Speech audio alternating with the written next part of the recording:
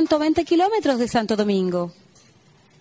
Pero la mujer haitiana, ¿cuántas hemos hecho un trabajo? Si salimos a la calle, las paleteras, ustedes saben lo que las paleteras son pequeños negocios ambulantes donde te venden un cigarrillo, una menta, un chicle, un café. Las mujeres haitianas están retomando vender en las paleteras. El aporte de la mujer haitiana a la economía haitiana, porque como son migrantes, la chica que nos ayuda en la casa, la joven, la señora que va un día a la semana o que va a diario a limpiarnos la casa, a cocinarnos, ¿cuánto gana ella? ¿Cuánto le manda a su mamá y a sus hijos que tienen Haití, por ejemplo? Hemos contado esa historia y es una manera de cambiar la agenda. Yo soy una convencida de que los números fríos no dicen nada. Una historia humana cuenta más, dice más y aporta más a otra visión. Hemos visto en las calles, la mayoría de las personas que están vendiendo frutas hoy día y que te venden aguacates en la calle son ciudadanas y ciudadanos haitianos, están incorporados a la producción, al mercado informal dominicano. ¿Hemos contado esa historia? Cuando lo vemos, ¿qué pensamos como seres humanos? ¿Es un señor que está vendiendo ahí? ¿O cuántos hijos tendrá? ¿Cuánto ganará? Ese que vende ropa, si tú te vas, por ejemplo, a las provincias, ves que te venden ropa, una ponchera con ropa, desde vacinilla hasta chancleta, y un zapato, un tenis, entonces tú te dices, wow, ¿cuánto ganará? ¿Le dará para comer? ¿Qué significa para un inmigrante para un inmigrante haitiano, que es si algo yo admiro de los haitianos, es su conciencia de ser, cómo se reconocen, cómo son orgullosos de sus raíces y de cómo aman su tierra, que salen porque están obligados, ¿sí? Entonces yo hago esa reflexión, ¿cuánto le costará a ella estar aquí? ¿Sí? Entonces, son historias que hay que contar y que hay que poner en la agenda. Yo soy una abanderada del periodismo humano, de ese que acompaña la descripción del ser humano con los números, porque los números solo no dicen nada. Entonces, esas son historias que suceden aquí día a día y que podemos poco a poco cambiar la agenda, humanizar a esa mujer, a ese hombre haitiano, que vienen aquí a hacer cosas, a amanecer. Yo tengo ¿puedo decir algo personal? Tengo una situación donde vivo porque es un ciudadano haitiano, entonces tiene que trabajar de 6 a 6 de la mañana. Hemos contado historias de la seguridad para esas personas. Hemos ido a la Secretaría de Trabajo a decir que eso es lo justo, que son 8 horas. Aunque para ser justa también con los vigilantes de las compañías, también aquí, como país tenemos esa situación, que los vigilantes privados, sean independientes o no, a los dos, y haitianos, claro, cómo son abusados de trabajar de 6 de la mañana a 6 de la tarde, y por demás, a veces se le atrasan con el pago, ¿ves?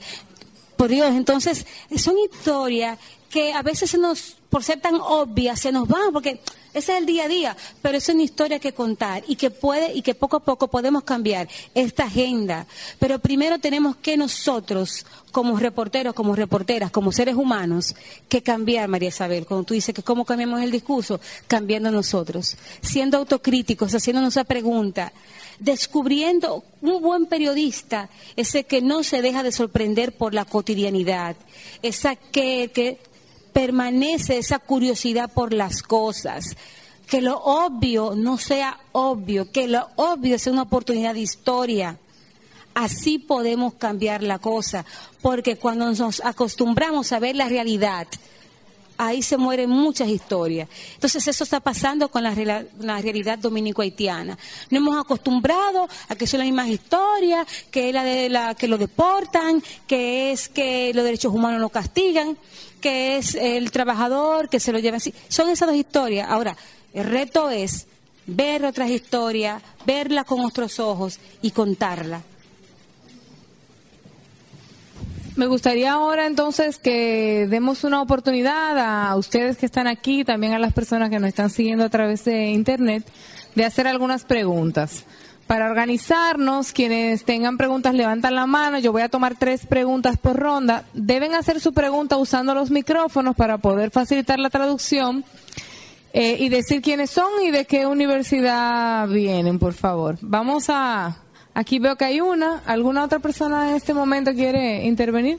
2 y 3. Ok, comenzamos con estas 3. Se presentan y al final de las 3 preguntas ustedes responden. Y seguimos con otras rondas. Sí. Je suis Lafontaine Orville. Je suis étudiant en communication sociale à la Faculté des Sciences Humaines de l'Université d'État d'Haïti. La Facultad de Comunicación Social y de Recursos Humanos de Haití. Agradezco a los panelistas su intervención magistral. Veo su interés porque el periodismo sea verdaderamente un aperitivo para el cambio social. Pero lo que me interesa es, ante todo, la intervención de Godson Pierre, que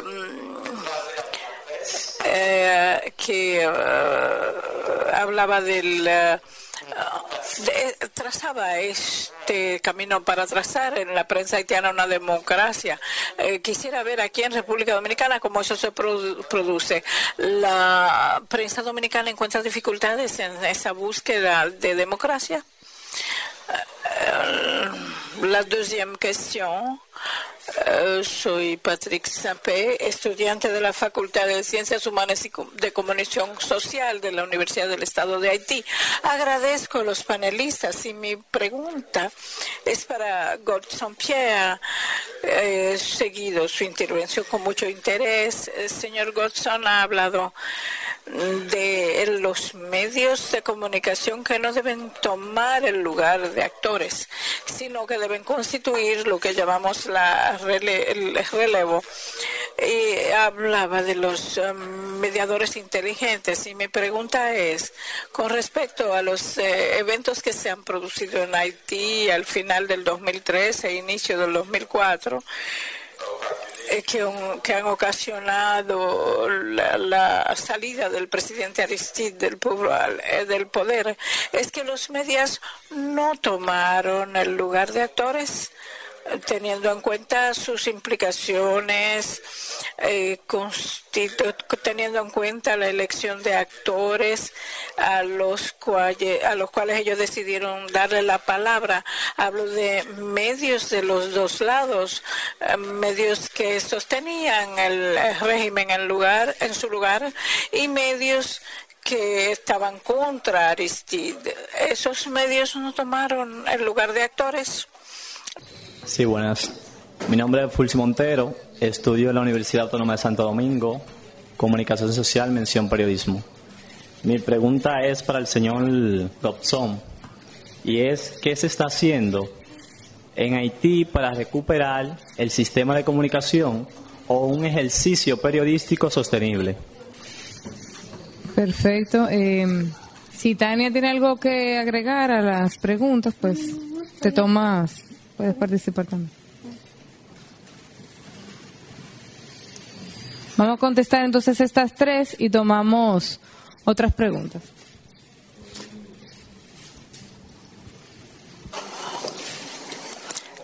Je commence par la dernière question. En lo que concierne a Haití, si comprendo bien y si reformulo la pregunta, ¿qué se hace en Haití para reforzar el periodismo, para poner el periodismo de nuevo sobre las vías? ¿Es eso? Yo diría que, en primer lugar, hay que decir que hay libertad de prensa en Haití. Lo que dije al momento de la apertura de mi exposición no significa que no haya libertad de prensa en Haití. Hay todavía libertad de prensa en Haití. Pero al mismo tiempo hay hay que reconocer que hay amenazas sobre la libertad de prensa en Haití. Para resumir, entonces, Haití vive una situación de prensa libre, pero hay amenazas sobre la libertad de prensa y de expresión en Haití. Amenazas que son directas y amenazas que son indirectas. El actual presidente haitiano, Michel Martelly, no ha ocultado jamás su actitud hostil con respecto a la prensa.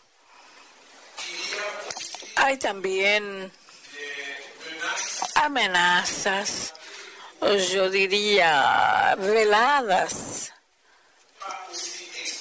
no tan explícitas como las proferidas a veces por el presidente contra la prensa.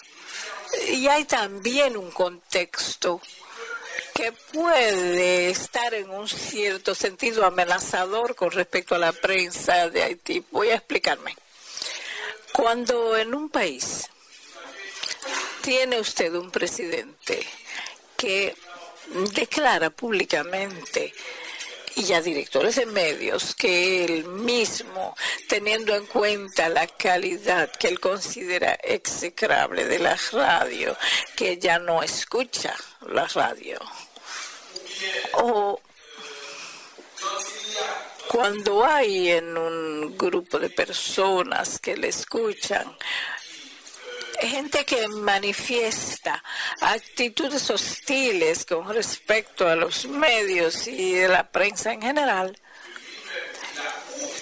que él mismo aprueba estas actitudes, esto puede conducir a derivaciones incontrolables. Es, en un cierto sentido, un signo que invita à passer à l'acte. On a vu ça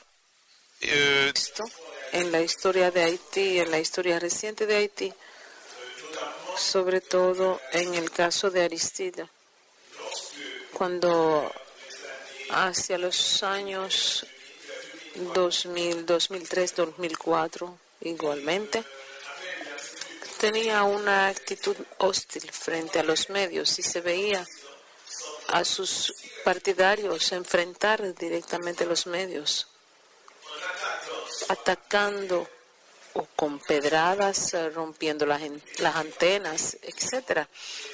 Y son actos que se mantienen hasta hoy impunes. Entonces, un presidente, un ministro, un líder en general, tiene una carga simbólica tal que su actitud misma frente a los medios puede reflejarse en el conjunto de sus partidarios. Y es por esto que decimos que hay amenazas. Hay amenazas también desde el punto de vista institucional, porque todo lo que busca hoy el Consejo Nacional de Telecomunicaciones, que acaba de cerrar esta radio comunitaria, es tratar de controlar la libertad de expresión en Haití, y esto es grave. Y la forma en que esto se quiere hacer es promulgando o emitiendo una ley sobre la prensa. El problema no es la ley, sino las condiciones en las que se emiten esas leyes. Son los objetivos que se buscan con la creación de esta ley. Esto es lo que ocurre. Las autoridades haitianas actuales, las autoridades haitianas de hoy, piensan que hay demasiada libertad de prensa. Y lo que quisieran es limitar estas libertades. Es en este sentido que decimos que hay amenazas, pero al mismo tiempo, en el seno de la sociedad en general y en el movimiento sociales, democráticos y populares en particular, está el sentimiento de que la libertad de opinión, la libertad de la prensa y de expresión representan prerrogativas. Y hoy en la sociedad haitiana estos son cosas que no podemos perder. Yo voy a decir que no es mañana que vamos a lograr quitar a la población haitiana esta libertad de prensa, esta libertad de expresión y esta libertad de opinión. Desde 1985, hoy, no sé, los que nacieron en 1985 tienen más o menos 30 años hoy. Esa gente no sabe callarse. Yo mismo nací en los años 60 y en la época en que la dictadura estaba instaurada. Y yo aprendí a hablar por signo, como decía un poeta haitiano. Pero los jóvenes de hoy en Haití tienen otra cultura. Aprendieron a no callarse. Y pienso que la libertad de la prensa, la libertad de expresión y de opinión en Haití es, diría yo, irreversible. Daré una respuesta bien corta a la segunda pregunta, es decir, si en 2003 y 2004 los medios no han tomado el puesto de los actores. Diciendo esto, hace un momento en mi exposición yo hacía referencia a esta época. Pienso que efectivamente en el informe con la relación a la realidad o a los sectores protagonistas de la situación política en este momento, a veces algunos medios fueron muy lejos en sus opiniones, en la proximidad con estos actores, y algunos periodistas y medios en esta época perdieron su autonomía en la definición de la agenda mediática. Perdieron además el sentido crítico, lo que para mí es fundamental en la ejecución de un proceso de formación de calidad. Y es por esto que yo hablaba de actores mediáticos, periodistas, que no deben confundirse con los actores sociales, con los actores políticos. Estamos ahí para hacer la mediación, no para tomar disposiciones o para actuar en lugar de estos actores. Para mí es uno de los puntos de referencia éticos importantes. Sí, la primera pregunta pienso que es para mi colega. La prensa dominicana. Sí. ¿Cuáles son los desafíos que encuentra la prensa dominicana en la búsqueda de la democracia?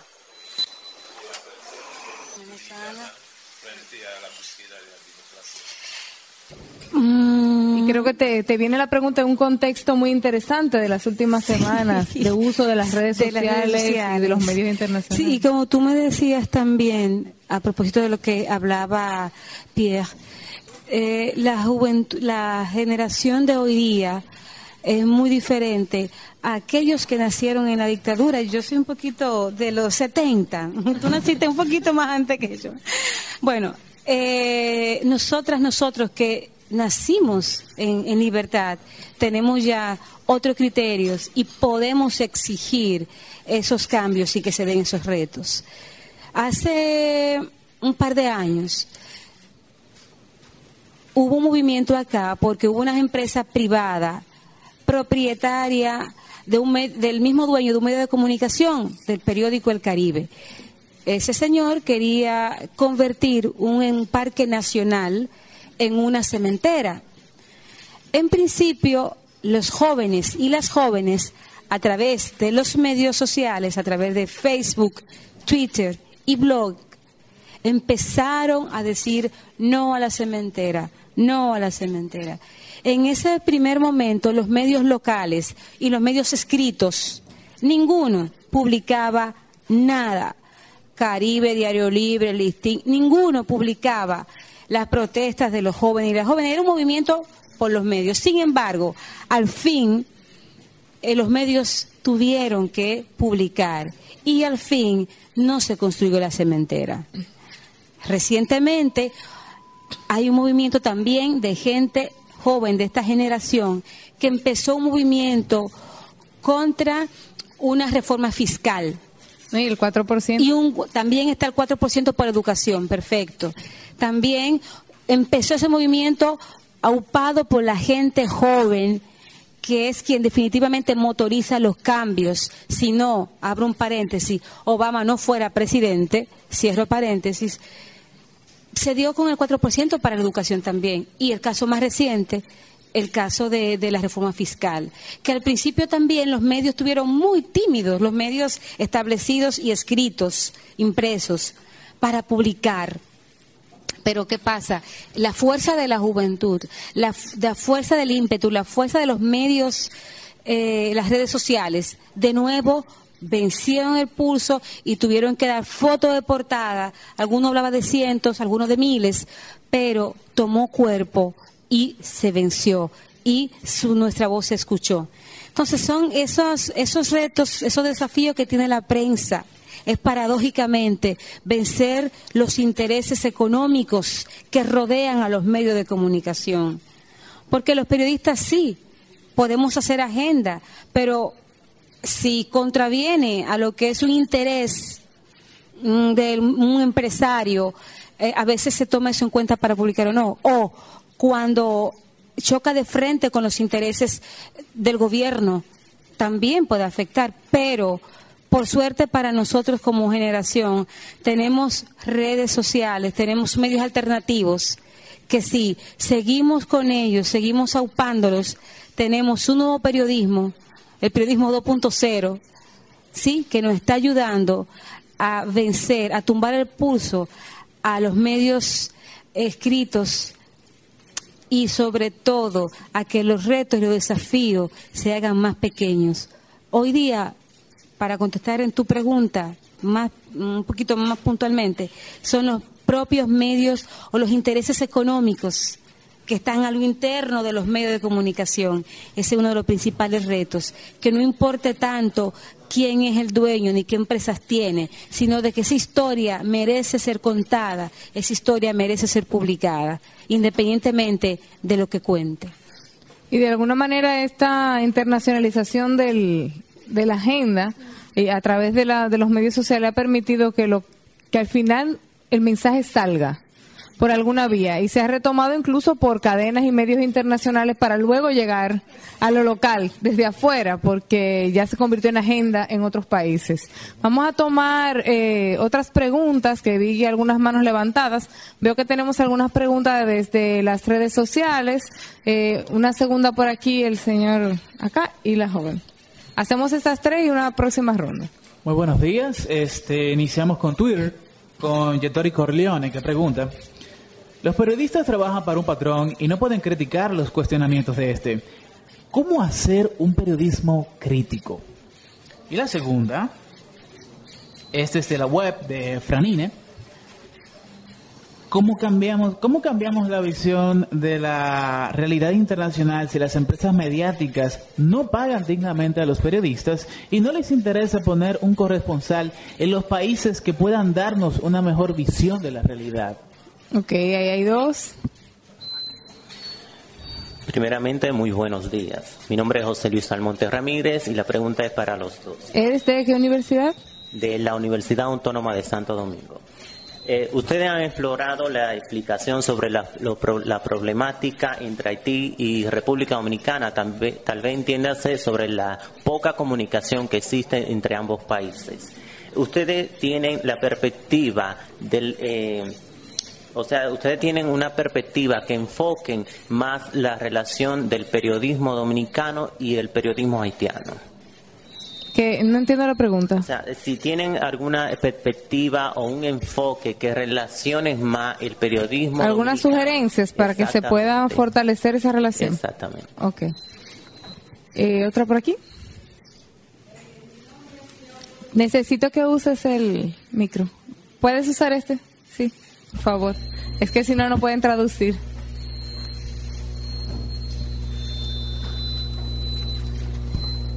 Mi nombre es Cleo Voto Tofian Love, estudiante de comunicación social en UTESA.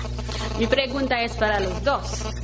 ¿Qué se pueden hacer para que se relacione el periodismo de ambos países? Bueno, es muy parecida entonces a la pregunta del joven. Okay. ¿Cómo podemos hacer un periodismo crítico? ¿Cómo lo hacemos? No autocensurándonos. Como periodistas, la autocensura no puede tener cabida en nuestro día a día. ¿Cómo podemos hacer un periodismo crítico? Como decía Goston al principio, primero preguntándonos a nosotros mismos como periodistas, ¿cómo cuento esta historia? Y que diga lo que tiene que decir, independientemente de lo que yo pienso o independientemente de lo que piense el medio para el cual trabajo. ¿Cómo hago un periodismo crítico? No faltando a mis propios criterios como periodista ni como ser humano. Porque para ser un buen periodista hay que ser un buen ser humano. Para ser un periodista crítico tienes que tener conciencia de la realidad que te rodea. Tienes que tener conciencia de tu contexto. Tienes que tener conciencia de tu historia. ¿Cómo puedo ser un periodista crítico? Contando todas las partes de la historia. No solo una versión del asunto. Mínimo 4 fuentes. Confrontar, aportar. ¿Cómo ser un periodista crítico? Respetando a nosotros mismos. Lo que haga el editor, lo que haga el medio con mi historia son sus problemas. Ahora, yo cumplí con hacer el mío, con hacer un trabajo serio y crítico. Cuando yo era reportera, me gané la fama de ser malhumorada. Yo nunca me le reía a un funcionario, ni daba gracias, porque un funcionario está en la obligación de responderme. ¿Sí? ¿Cómo ser un periodista crítico? Yo nunca trataba de hacerle las mismas preguntas, ni las preguntas cuando un funcionario te dice, muy buena pregunta, ay, que le puso a comer con su dama. Sí, entonces para ser un periodista crítico tienes que ir con mala leche, con mala fe. Un periodista tiene que tener siempre mala fe, siempre, y desconfiar siempre. Un periodista crítico no va a caerle bien a todo el mundo. Un periodista crítico no es una candidata a un reinado de belleza, ni un candidato a mi simpatía. Claro, tú tienes que empatizar, respetar, porque también tu fuente merece respeto, pero que una relación no te dañe tu punto de vista real de las cosas. Entonces, para ser un periodista crítico, hay que ser un ser humano crítico, responsable y consciente del peso que tiene sobre sus hombros, de informar y ayudar a crear una conciencia ciudadana. Y repito, que independientemente de que tu editor decida sacar al aire la historia, sea por radio o televisión, o que tu editor decida publicar o no la historia, son sus problemas. Tú cumpliste con hacer un periodismo crítico. Para hacerlo hoy día, cuando hay tantos medios donde hay tantos intereses políticos, también que tenemos que ser creativos. Hay que ser creativos para sacar buenas historias que te la publiquen. No creer que porque está buena hay que publicártela, no. Tú tienes que venderla, hacer una buena entrada, hacer un buen lead. Y después tú vas contando tu historia. Pero